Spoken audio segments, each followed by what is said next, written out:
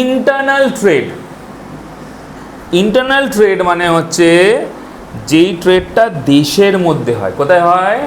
দেশের মধ্যে। যেই ট্রেডটা দেশের মধ্যে হয় সেটাকেই বলা হয় ইন্টারনাল ট্রেড।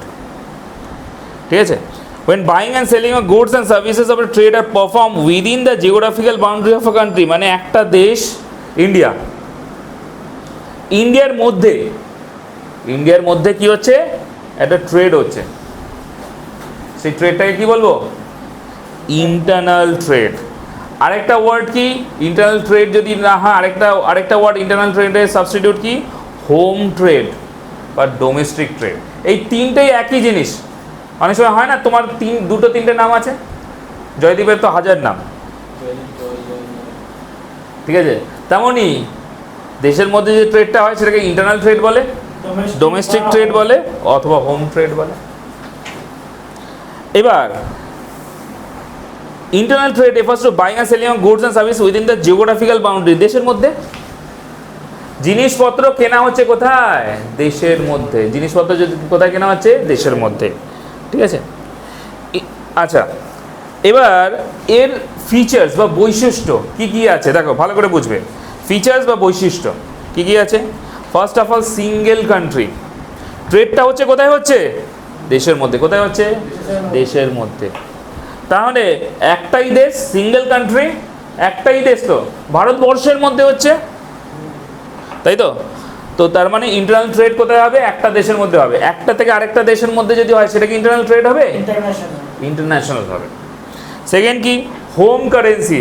আচ্ছা ধরে নাও সাপোজ তুমি কিনতে গেছো, ধরো জয়দীপ, ঠিক আছে, কি হয়েছে, ধরো ইউএসএর থেকে এসেছে, হ্যাঁ, $1 নিয়ে গেছে, চায়ের দোকানে গেছে, বলছে আমাকে একটু চা দিন।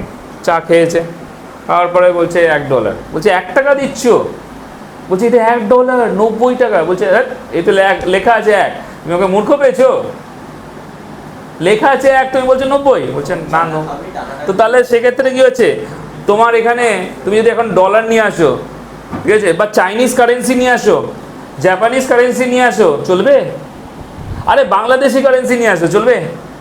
পাকিস্তানি কারেন্সি নিয়ে আসো, চলবে? চলবে না। তার মানে আমার দেশের যে কারেন্সি আছে সেই কারেন্সিটাই চলবে, হোম কারেন্সি। নেক্সট হচ্ছে ফ্রি মুভমেন্ট। আচ্ছা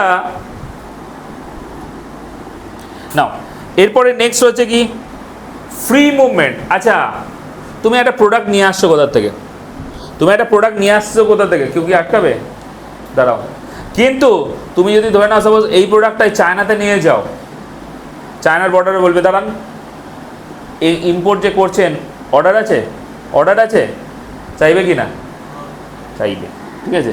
তো ইম্পোর্ট করার জন্যে সে কিন্তু চাইবে।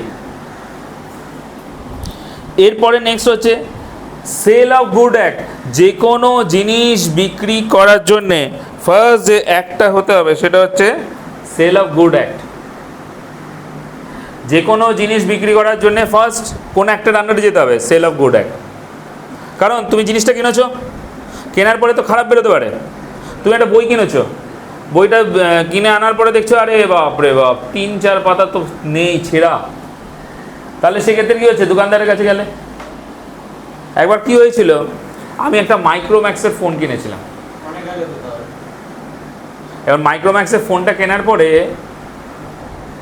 কথা যাচ্ছে না ঠিক করে, সমস্যা হয়ে গেছিলো। কোম্পানির কোনো সার্ভিস সেন্টার নেই, মুশকিলে পড়ে গেছে। ধরো তুমি একটা কোনো বস্তু কিনেছো, সেইটা যদি প্রোডাক্টটা খারাপ বেরোয় তাহলে কী হবে? তোমার সেই কনজিউমার ফোরামে তুমি কেস করতে পারবে। তো তার জন্য একটা অ্যাক্ট দরকার, তো তেমন consumer protection act, sale of good act. Next কি? Local mode of transport. আচ্ছা তুমি সাপোজ করো আরজিগড় থেকে তুমি চা নিয়ে আসছো, আর নিয়ে এসছো, ঠিক আছে, নর্দানে বিক্রি করছো, তাহলে তোমার কী করবে? তুমি কি একটা এয়ারপ্লেন ভাড়া করবে, না হেলিকপ্টার ভাড়া করবে, অটোতে ভাড়া করবে, টেম্পো ভাড়া করবে? তার মানে লোকাল মোড অফ ট্রান্সপোর্ট, ঠিক আছে। দেখছি ইকুইটেবল ডিস্ট্রিবিউশন অফ গুডস। এতে কি হচ্ছে, যে জিনিসটা তৈরি হচ্ছে সেটা প্রপারলি ডিস্ট্রিবিউট হচ্ছে। আচ্ছা একটা জিনিস বলো, পার্লেজি বিস্কুট তো খেয়েছো, আচ্ছা বলো তো পার্লেজির নাম পার্লেজি কেন পড়েছে? বলতে পারবে? দেখো ইন্ডিয়াতে একটা জিনিস আছে, জি মানে জিনিয়াস না, দাঁড়াও আমি বলে দিচ্ছি, ওটা ভুল বলে। পার্লে, আচ্ছা দেখো প্রথম কথা হচ্ছে পার্লে জি, পার্লে জি রেকর্ডিং হচ্ছে, পার্লে জি হচ্ছে ভিলে পার্লের থেকে হয়েছে। মুম্বাইতে একটা জায়গা আছে ভিলে পার্লে বলে, জানো কি? মুম্বাইতে একটা জায়গা আছে ভিলে পার্লে, সেই ভিলে পার্লেতে ওর কারখানাটা, তাই জন্য পার্লে এসেছে। আর এই বিস্কিটটা তৈরি হয়েছিল কি বলো তো, আমাদের দেশ যখন স্বাধীনতা পেয়েছিল ইন্ডিপেন্ডেন্সের পরে। আচ্ছা ইন্ডিপেন্ডেন্সের পরে এই প্রোডাক্টটা বেরিয়েছিল। এবার ইন্ডিপেন্ডেন্সের পরে কিন্তু আমাদের দেশের অনেকটা গরিব অবস্থা ছিল, লোকেরা ঠিক খেতে পেত না। এবার যেটুকু মজদুরি পেতো তাতে ওরা ভাত জুটাতে পারতো না। তো তখন এই বিস্কুটটা এসেছিল কি, যে অ্যাটলিস্ট এই বিস্কুটটা খুব সস্তায় এসেছিল, এবং তুমি যদি ভাত না খেতে পারো অ্যাটলিস্ট এই বিস্কুটটা খেতে পারো। আজ দেখো সব থেকে সস্তা কিন্তু পার্লে জি, 3 টাকা পাওয়া যায়। কেন বলো তো? এগেন এই পার্লে জির মেন উদ্দেশ্য হচ্ছে যে তোমার কাছে বেশি পয়সা নেই, তুমি খাওয়া দাওয়া করতে চাও, অ্যাটলিস্ট একটু পেট ভরে যাবে, তুমি পার্লে জি বিস্কুটটা খাও।